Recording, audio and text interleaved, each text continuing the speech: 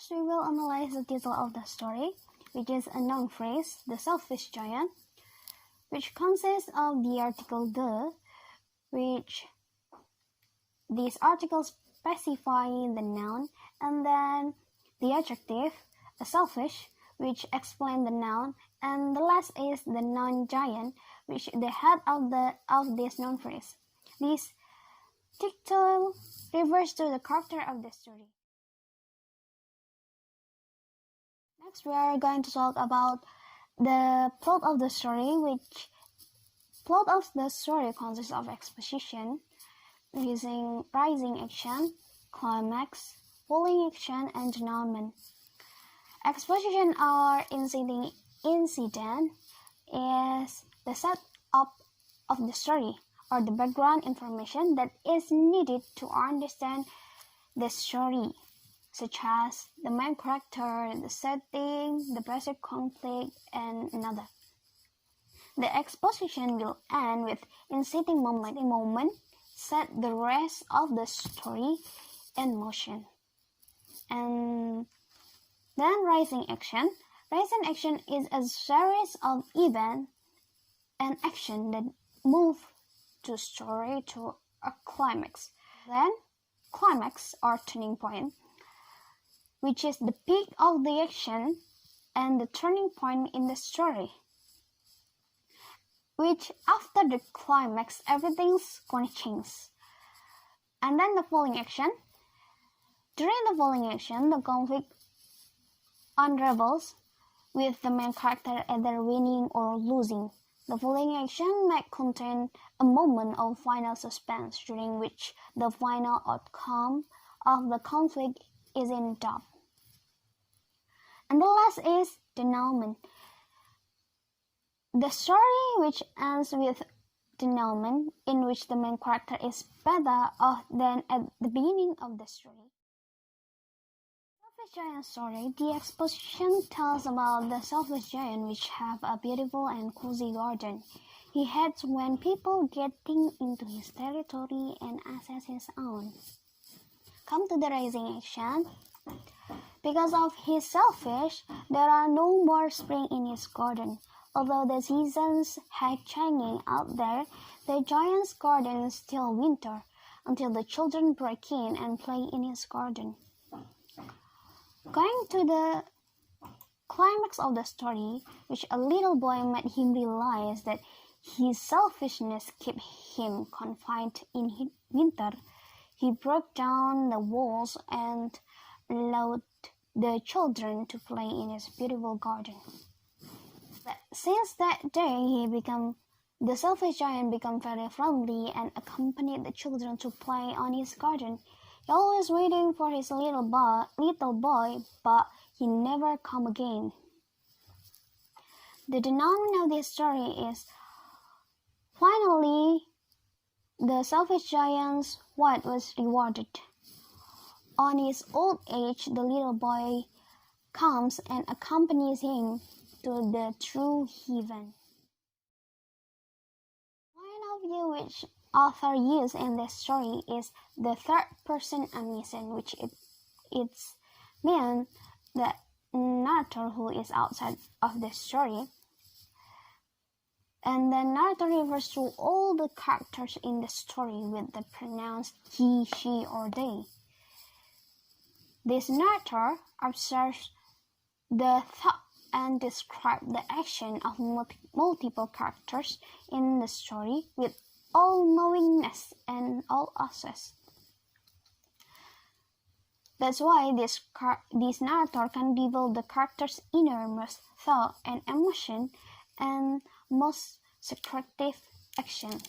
The narrator says, "Then the spring came, and all over the country there were little blossoms and little birds. Only in the garden of the selfish giant it was still winter. The birds did not care to sing in it, as there were no children, and the trees forgot to blossom."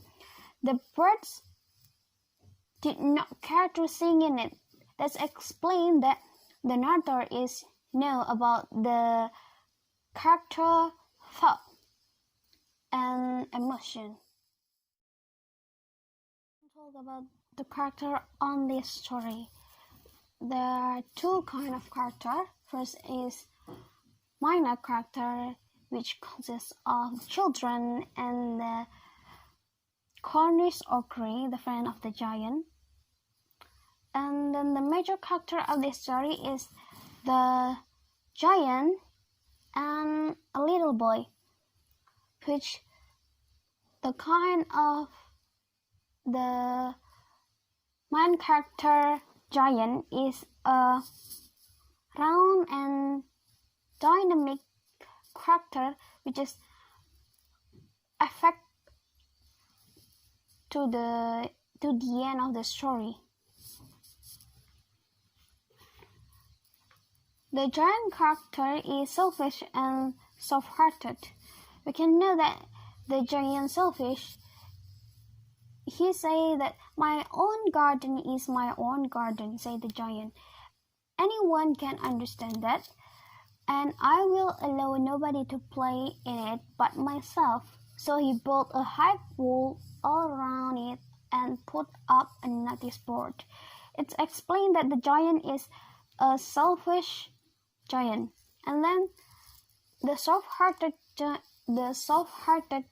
we can know from the paragraph, and the giant's heart melted as he looked out.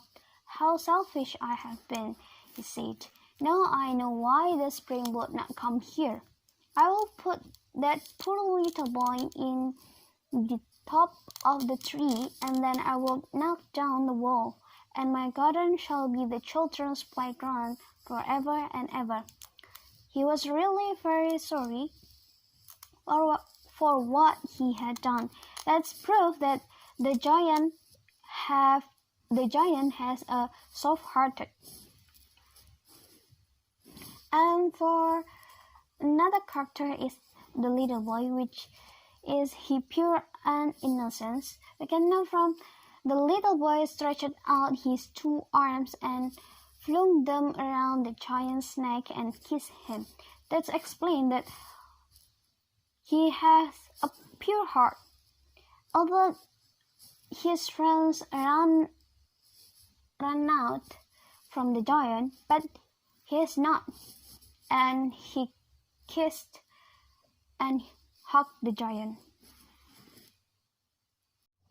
Then we're going to the setting of this story.